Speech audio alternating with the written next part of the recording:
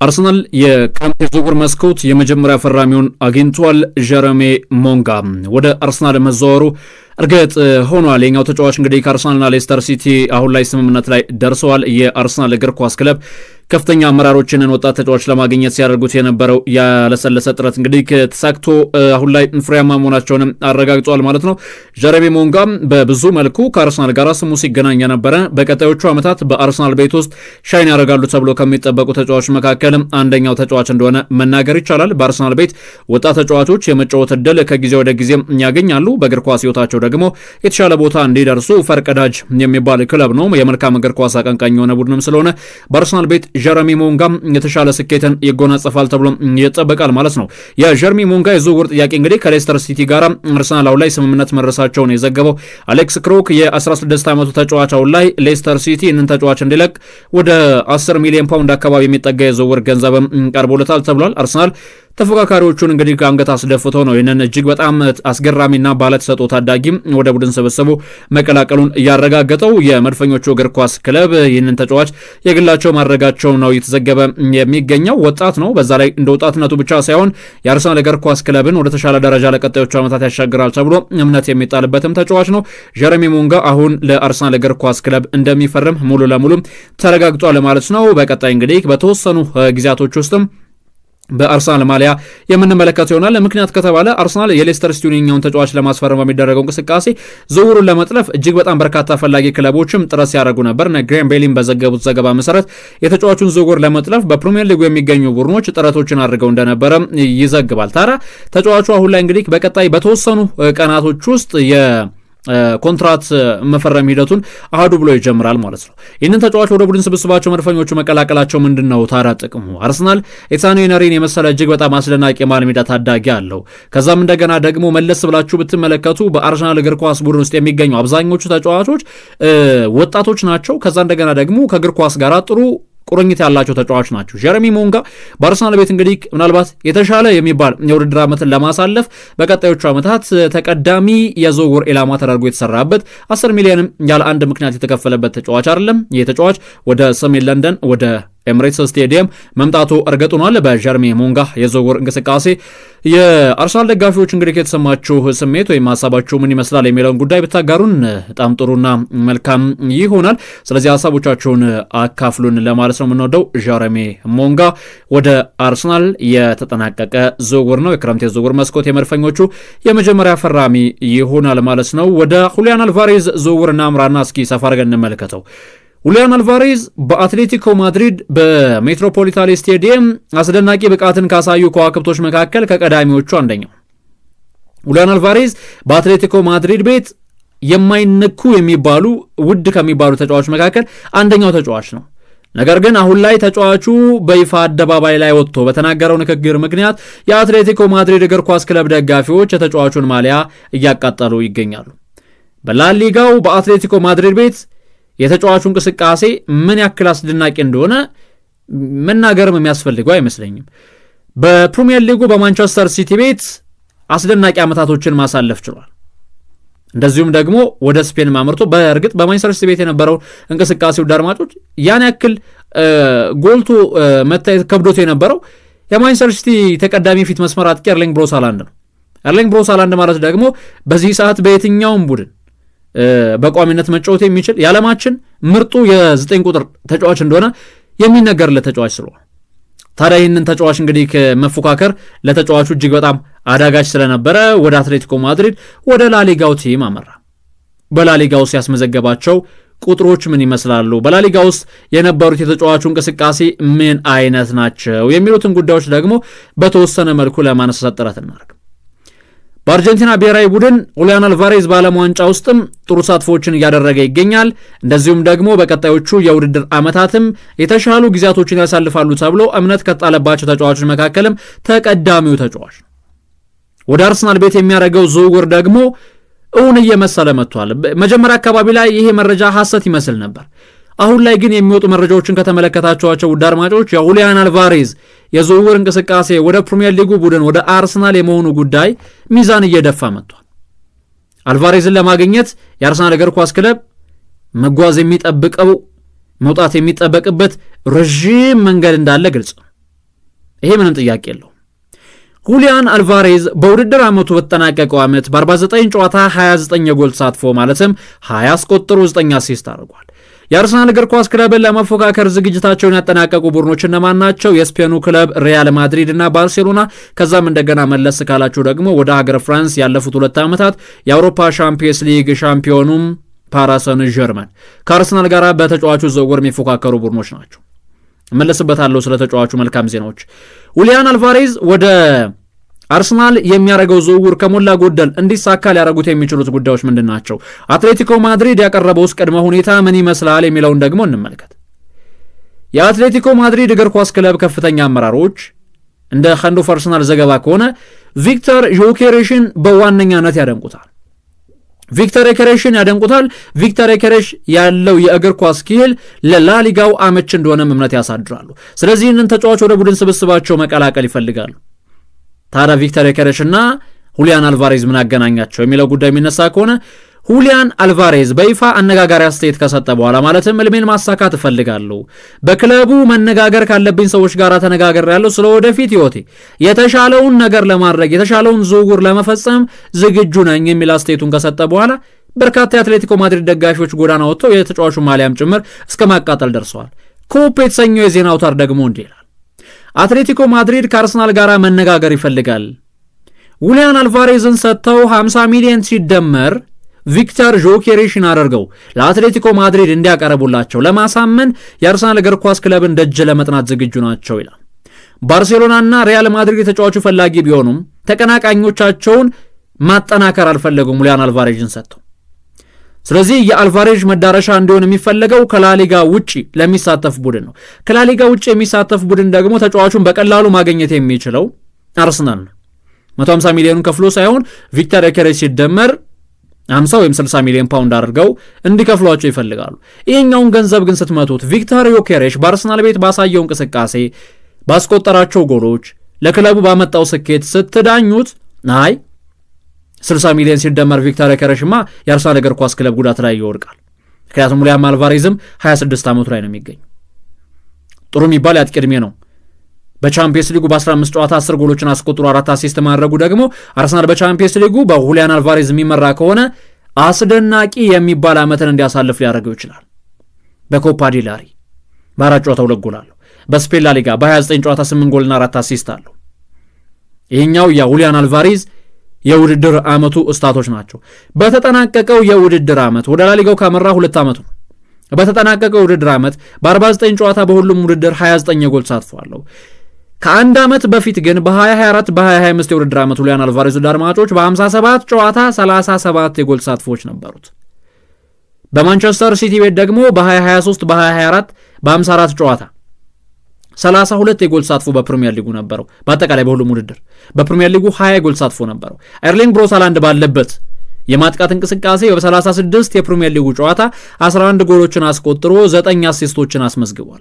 በቻምፒየንስ ሊጉ ኤርሊንግ ብራውት ሃላንድ ባለበት የማንቸስተር ሲቲ ቡድን በ7 ጨዋታ 5 ጎሎችና 2 አሲስቶችን አስመዝግቧል። እነዚህን ቁጥሮች ስትመለከቱት ከሀገረ ብራዚል ጀምራችሁ ከአርጀንቲና ከሪቨር ፕሌት ቤት ጀምራችሁ እስከ እንግሊዝ ከዛም እስከ ላሊጋው እስከ ስፔን ድረስ የሚያሳያቸው ቁጥሮች አስደናቂዎች ናቸው።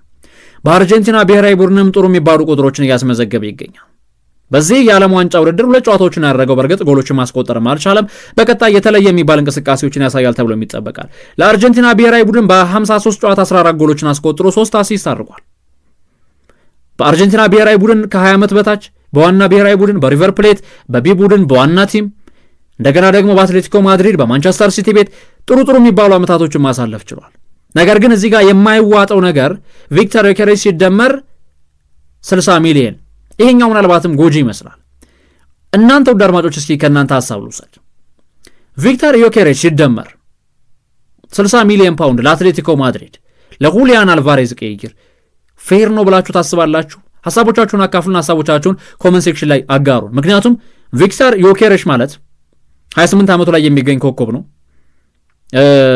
28 ዓመቱ ላይ መገኘቱ ብቻ አይደለም፣ የተጫዋቹ ካሪየሮችን መለስ ብላችሁ ብትመለከቱት በእንግሊዝ ፕሪሚየር ሊግ በዚህ ውድድር ዓመት በ36 ጨዋታ 14 ጎሎችን አስቆጥሯል። ከባድ ነው በሚባለው እንግሊዝ ፕሪሚየር ሊግ 14 ጎሎችን አስቆጥሯል። በቻምፒየንስ ሊጉ በ13 ጨዋታ 5 ጎሎችን አስቆጥሯል። በአርሰናል ቤት በ55 ጨዋታ 21 ጎሎችን አስቆጥሮ 3 አሲስቶችን አስመዝግቧል። በስፖርቲንግ ሊዝበን፣ በኮቨንትሪ፣ በብራይተን ኤንድ ሆቭ አልቢዮን የጅማሮቹ ሂደቶች ጥሩ ናቸው። ቪክተር ዮኬሬሽ እና እንደዚሁም ደግሞ ኡሊያን አልቫሬዝ በመካከላቸው ያለው የዕድሜ ልዩነት የ2 ዓመት ልዩነት ብቻ ነው። ስለዚህ ቪክተር ዮኬሬሽ ሲደመር 60 ሚሊዮን ለአትሌቲኮ ማድሪድ አዋጭ ነው። ካልሆነስ በምን አይነት መልኩ የዝውውር ቢጠናቀቅ ታስባላችሁ? የእናንተን ግላዊ ምልከታና ግላዊ ሀሳቦችን ልቀበል። ለማንኛውም ይሄኛውን ዜና እንዲህ ባለ መልኩ ገታ እናርግና እናጠናቀው። ወደ ሳንድሮ ቶናሊ ጉዳይ እናምራ። ዴይሊ ሜል በሲሞን ጆንስ አማካኝነት አንድ ዘርዘር ያለ መረጃን ይዞ ወጥቷል። ቶተንሃም ስፐርስ እና ማንቸስተር ሲቲ ከኒውካስትል ዩናይትዱ አማካኝ ሳንድሮ ቶናሊ ጋር የሚያደርጉት ንግግር በጥሩ መልኩ ቀጥሏል ይላል። ሳንድሮ ቶናሊ ግን አንድ ቅድመ ሁኔታ አለው። አርሰናል ለሱ የዝውውር ጥያቄን የሚያቀርብ ከሆነ አርሰናልን ለመቀላቀል ከምንጊዜውም በላይ ዝግጁ ነው። የሲቲን ጥያቄም ሆነ የቶተንሃምን ጥያቄ ውድቅ ስለማድረግ ዝግጁ ነው። ግን አርሰናል ለተጫዋቹ ገንዘብ መክፈል እንዳለበትና ለተጫዋቹ የዝውውር ጥያቄዎችም ተስማሚ ፕሮጀክት እንዳለው ሊያሳምኑት ይገባል። ያንም ያደርጉ ከሆነ ያለምንም ቅድመ ሁኔታ የደሞዝ ቢሮዎቹንም ቢሆን ቀንሶ ወደ ሰሜን ለንደን ወደ ኤምሬትስ ማምራት ይፈልጋል ይላል። ማንቸስተር ዩናይትድ ይፈልገዋል፣ ማንቸስተር ሲቲ ይፈልገዋል፣ ቶተንሃም ስፐርስ ይፈልገዋል። ወደ ሀገረ ጣሊያንም በርከት ያሉ ቡድኖች እሱ ወደ ሲሪያው ለመመለስ ፍላጎት አላቸው። ነገር ግን የሳንድሮ ቶናሊ ቅድመ ሁኔታ እሱን ለማስፈረም የአርሰናል እግር ኳስ ክለብ ይፋው የዝውውር ገንዘብን የሚያቀርብ ከሆነ ወደ አርሰናል ማምራት ነው ይላል። አርሰናላውያን በአማካይ መስመሩ ላይ ተጫዋች እንደሚያመጡ ግልጽ ነው። ምናልባት ቦዋዲ፣ ሳንድሮ ቶናሊ ወይስ ማኑ ኮኔ የሚለው የሚጠበቅ ነው። ስለ ቦዋዲ ካነሳው አይቀር ደግሞ ከሊል አርሰናል ቦዋዲን ለማስፈረም በሚደረገው እንቅስቃሴ ጥያቄ ሊያቀርብ የመጨረሻ ምዕራፍ ላይ ነው የሚገኘው። የሊል እግር ኳስ ክለብ ከፍተኛ አመራሮች ደግሞ የቦዋዲ ዝውውር የሞሮኮዊ የመሃል ሜዳ ታክቲሽያን 70 ሚሊዮን ዩሮ የዝውውር ገንዘብ ነው የሚሸጠው ብለዋል። ይህኛው ገንዘብ ምናልባት በዓለም ዋንጫ ላይ ባሳየው ፐርፎርማንስ ምክንያት ከፍ የተደረገ ሳይሆን አይቀርም። ቦዋዲ በፈረንሳይ ሊግ 1 በሊል ቤት የአስደናቂ ቁጥሮች ባለቤት ነው። ሜዳ ላይ የሚያሳያቸው ተጋድሎች፣ ሜዳ ላይ የሚያሳያቸው እንቅስቃሴዎች እጅግ በጣም አስደናቂ የሚባል ነው። ስለዚህ ምናልባትም በቀጣይ የአርሰናል እግር ኳስ ክለብ የሚያቀርበው ይፋው የዝውውር ፕሮፖዛል ለተጫዋቹ ተስማሚና አመች ከሆነ ከሳንድሮ ቶናሊ ይልቅ ቦዋዲን የማግኘት እድል ይኖራቸዋል። የሳንድሮ ቶናሊ ዝውውር የተጫዋቹ ወኪል ጆርጄ ሜንዴዝ ምናልባት ዝውውሩን ለማጠናቀቅ አርሰናል ጋር ይሰራል። ኒውካስትል በፒኤስአር ምክንያት በጀቱ ሚዛናዊ ለማድረግ ለተጫዋቹ ዝውውር 100 ሚሊዮን እንደሚጠይቅ ይታወቃል። ኦልሞስት ከ75 ሚሊዮን ፓውንድ አካባቢ የሚቃረብ ገንዘብ ከቶተንሃም ቀርቦ ለቱርክ አድርገዋል። አርሰናል ከዚህ በላይ ገንዘቦችን ለዚህ ተጫዋች መክፈል ያለበት አይመስለኝም። 70 ሚሊዮን ዩሮ እስከ 50 ሚሊዮን ፓውንድ በሚጠጋ ገንዘብ ማለት ነው ቦዋዲን ሊያገኝ የሚችልበት እድል ከፍተኛ ነው።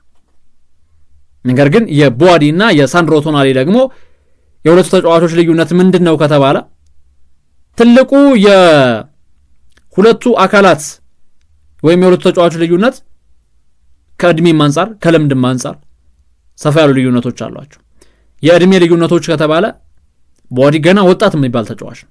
እግር ኳስ ሕይወቱ ገና ቦርቆ ያልጠገበ ተጫዋችም ስለሆነ በቀጣዮቹ ዓመታት ለበርካታ ጊዜያት የአርሰናልን ሚድ መምራት ይችላል ማለት ነው። ይሄኛው ጉዳይ ይጠበቃል። ሌላው ብራዚላዊውን የክንፍ መስመር ተጫዋች ሳቪኒዮን በውሰት ለማስፈረም አሁን ላይ እንግዲህ የአርሰናል እግር ኳስ ክለብ ፍላጎት አሳድሮ ለማንቸስተር ሲቲ ጥያቄ አቅርበዋል የሚል መረጃ ሰምቷል። ነገር ግን ማንቸስተር ሲቲ ይህንን የውሰቱ ጥያቄ ውድቅ አድርጎበታል። ተቀናቃኝን አላጠናክርም በሚል ጉዳይ ውድቅ አድርጎታል የሚል ጭምጭምታ ሰምቷል። ከትልቅ የሚዲያ ተቋም ስላልሆነ ዜና የተሰማው ይህኛውን ጉዳይ ላይ ሰፋ ያሉ ጊዜያቶች ወስጄ ጊዜያችሁን ላባክን አልፈለግኩም። ወደ ጋብሪኤል ማርቲኔሊ ላምራ። ጋብሪኤል ማርቲኔሊ በብራዚል ብሔራዊ ቡድን ትክክለኛ ብራዚላዊነቱን ያሳያል። በአርሰናል ቤት ደግሞ ኮንጎ ብራዛቪልን የወከለ ይመስላል። አሁን ይህንን ተጫዋች ለመሸጥ የአርሰናል እግር ኳስ ክለብ ከምንጊዜውም በላይ ዝግጁ ነው። በክረምት የዝውውር መስኮት ለጋብሪኤል ማርቲኔሊ የሚቀርቡት የትኛውንም አይነት የዝውውር ገንዘቦች ለመቀበል ዝግጁ ነው የአርሰናል እግር ኳስ ክለብ። ነገር ግን ይህ ሲባል አነስተኛ በሚባል ገንዘቦች ተጫዋቹን አሳልፎ ይሰጣል ማለት አይደለም የሚሉ ዜናዎች ተሰምተዋል። ጋብሪኤል ማርቲኔሊ ከአርሰናል ጋር የሚለያይ ከሆነ አርሰናል በእርግጠኛነት የግራ ክንፍ አጥቂዎችን ያስፈርማል። ለዚህ ደግሞ የመጀመሪያ ምርጫ ተደርጎ የሚታየው ሞርጋን ሮጀርስ ነው። ሞርጋን ሮጀርስ በአርሰናል እግር ኳስ ክለብ ፕላን ኤ፣ ፕላን ቢ፣ ፕላን ሲ፣ ፕላን ዲ የመጀመሪያ ተቀዳሚ ተጫዋች ነው። አርቴታ የሚፈልገው ተጫዋች፣ አርቴታ የሚያደንቀው ተጫዋች በአርሰናል ቤት ቢመጣ በአርሰናል እግር ኳስ ቡድን ውስጥ የተለየ ነገርን ይጨምራል ተብሎ እምነት የጣለበት ተጫዋች ነው ሞርጋን ሮጀርስ። አርሰናል ታዲያ በሚኬል አርቴታ አማካኝነት ይህን ተጫዋች እፈልገዋለሁ ሲባል የተጫዋቹን ዝውውር ማጠናቀቅ ተቀዳሚ ስራው ነው። ፋብሪዚዮ ሮማኖ እንዲህ ይላል፣ በተጫዋቹ በኩል ትልቅ ለውጦችን አሳይቷል። አርሰናልን ለመቀላቀል ካለው ፍላጎት የተነሳ መጠበቅ አቅቶታል ይላል። ሞርጋን ሮጀርስ ዋጋ መክፈል ካለበት አሁንም ዋጋ ለመክፈል ዝግጁ ነው። የአርሰናል እግር ኳስ ክለብ በብቸኛነት ከአስቶን ቪላ ጋር ለድርድር ብቻ ይቀመጥ፣ ከዛ በኋላ ሞርጋን ሮጀርስ የግል ውሎች በየትኛውም ሁኔታ በተጫዋቹ ዝውውር ላይ እክል እንደማይፈጥሩ እርግጠኛ ነው የሚል መረጃን ይዞ ወጥቷል። ሮጀርስ በቀጣዮቹ ቀናት ወደ አርሰናል ሊያደርገው ስለሚችለው ዝውውር ትልቅ ፍንጮች ይገኙበታል ተብሎ የሚጠበቅ ጉዳይ ነው። ትልቅ ፍንጮች ይገኙበታል የሚባል ጉዳይ ነው ውድ አድማጮች። ምክንያቱም ሞርጋን ሮጀርስን አርሰናል አገኘ ማለት አንድ ተጫዋች አይደለም ያስፈረመው፣ ጎል አስቆጣሪ፣ አሲስት አድራጊ፣ የግራ ክንፍ አጥቂ፣ የተደራቢ አጥቂነት ሚናን በአግባቡ የሚወጣ ተጫዋች፣ እነዚህን ሚናዎች በአንድነት የያዘ ተጫዋችን አግኝቷል ማለት ነው። ስለዚህ የተጫዋቹ ዝውውር እንግዲህ በቀጣዮቹ ጥቂት ቀናት የአርሰናል እግር ኳስ ክለብ ስለ ማጠናቀቅ እያሰበ ስራዎችን ይሰራል የሚል መረጃ ተሰምቷል። ወደ ሪካርዶ ካላፊዮሪ እና ወደ ፔሮ ሂንካፔ ጉዳይ ላምራ። ሁለቱም በዝውውር እንቅስቃሴ ስማቸው የተነሳ ነው። ሪካርዶ ካላፊዮሪን ለማስፈረም አሁን ላይ በርካታ ፈላጊ ክለቦች አሉት። ሪያል ማድሪድ አንደኛው ነበር፣ ጁቬንቱስም አሁን ፍላጎት አለው። ነገር ግን የአርሰናል እግር ኳስ ክለብ ሪካርዶ ካላፊዮሪ ጣሊያናዊው ቆራጭ በፕሪሚየር ሊጉ እንደሚቆይና እንዲሁም ደግሞ በአርሰናል እግር ኳስ ክለብ ለሽያጭ ከቀረቡ ተጫዋቾች ዝርዝር አንደኛው እንዳልሆነ አስረግጦ ተናግሯል። በዚህ ምክንያት ክለቦች ወደ ሌሎች ተጫዋቾች አይናቸውን እያዞሩ ይገኛሉ። ነገር ግን ሪያል ማድሪድ በዚህ የበቃው አይመስልም። የአርሰናል እግር ኳስ ክለብ በርን እያንኳኳ ይገኛል። በአሰልጣኝ ጆዜ ሞሪኒዮ የሚመራው የአርሰናል እግር ኳስ ክለብ የመሃል ተከላካይ የሆነውን ፔሮ ሂንካፔን ለማስፈረም ስለ ተጫዋቹ የዝውውር እንቅስቃሴ ጠይቋል። ሪያል ማድሪድ አሁን ላይ እንግዲህ ተጫዋቹን ለማስፈረም በሚያደርገው እንቅስቃሴ ቅድሚያ የተጫዋቹን ይሁንታና እሽታ ማግኘት ይፈልጋል። ያን ካደረገ በኋላ ነው ወደ አርሰናል ይፋዊ የዝውውር ጥያቄዎችን ይዞ ብቅ የሚል መረጃም ተሰምቷል። ይሄኛውን ጉዳይ እንደዚሁ ለጥቆማ ያክል አከፍላችሁ። ሌላኛው መረጃችን የሚወስድን ደግሞ አንድሪያ ባርትሽቪሊን ይመለከታል። ባርትሽቪሊ አሁን ላይ እንግዲህ ከአርሰናል ጋር ስምምነት ላይ ያልደረሰ ተጫዋች ነው እስካሁን በግል። በአሁኑ ወቅት ምናልባት ይህንን ስምምነት ለማጠናቀቅ ላይታቸው የሚሉ ፓሪሰን ጀርመንን ጨምሮ ትልልቅ የሚባሉ ቡድኖች አሉ። ፓሪስ ኤፍሲ፣ ፓሪሰን ጀርመን፣ ሊቨርፑል፣ አርሰናል ፈላጊ ናቸው የሚል መረጃ ተነስቷል። ነገር ግን ፓሪስ ኤፍሲ እና አርሰናል የተጫዋቹን ፊርማ የማግኘት እድላቸው ከፍተኛ ነው። ፓሪስ ኤፍሲዎች ተጫዋቹን በቋሚነት እንደሚያጫውቱት ቃል ለመግባት ዝግጁ ናቸው። አርሰናል ደግሞ ተጫዋቹ በፕሪሚየር ሊጉ መጥቶ ቢጫወት ለእግር ኳስ ሕይወት እድገቱ አመች እንደሆነ ለማሳመን ጥረት ላይ ናቸው የሚሉ ሰፊ መረጃዎች ሰምተዋል። በ2027 18 ዓመት ይሞላዋል። ነገር ግን 18 ዓመት ሲሞላው ነው አርሰናልን መቀላቀል የሚችለው። ታዲያ አሁን የአርሰናል እግር ኳስ ክለብ ከፍተኛ አመራሮች ከተጫዋቹ ጋር ንግግር እያደረጉ ይገኛሉ። ጆርጂያዊ ተጫዋች ከአርሰናል ጋር ስምምነት የለም። ነገር ግን ወደ 3 የሚጠጉ በትንሹ ክለቦች ከተጫዋቹ ጋር ድርድር እያደረጉ ነው። አሁን ላይ ምናልባትም ተጫዋቹ ውሳኔዎችን ማሳለፍ አይፈልግም።